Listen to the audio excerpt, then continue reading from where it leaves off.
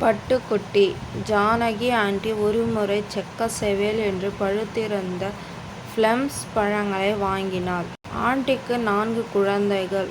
கோபு, பாபு, சிட்டு, பட்டு என்று அவர்களுக்கு பெயர்.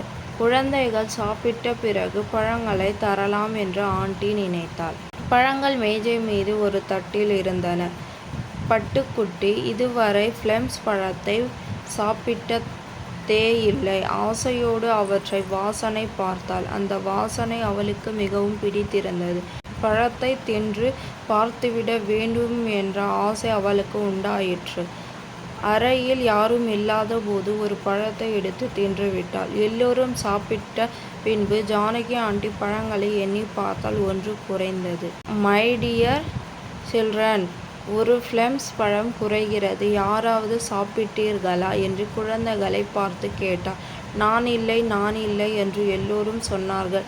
பட்டுக்குட்டியும் அவர்களோடும் சேர்ந்து நான் தின்னவில்லை என்று சொன்னார். ஓகே, யார் சாப்பிட்டிருந்தாலும் பரவாயில்லை. ஆனால் பிளம்ஸ் பழத்தில் கொட்டை இருக்கும்.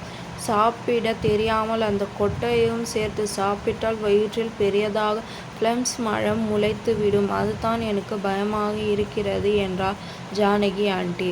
பட்டுக்குட்டி பயந்து போய், இல்லை, நான் கொட்டையை ஜன்னலுக்கு வெளியே எறிந்து விட்டேன் என்று கூறி அழத் தொடங்கினார். பொய் சொன்னால் எப்படியும் மாட்டிக்கொள்கிறோம் பார்த்தாயா, இனிமேல் பொய் சொல்லக்கூடாது என்ன என்று பட்டுக்குட்டியை சமாதானப்படுத்தினாள் ஜானகி ஆண்டி.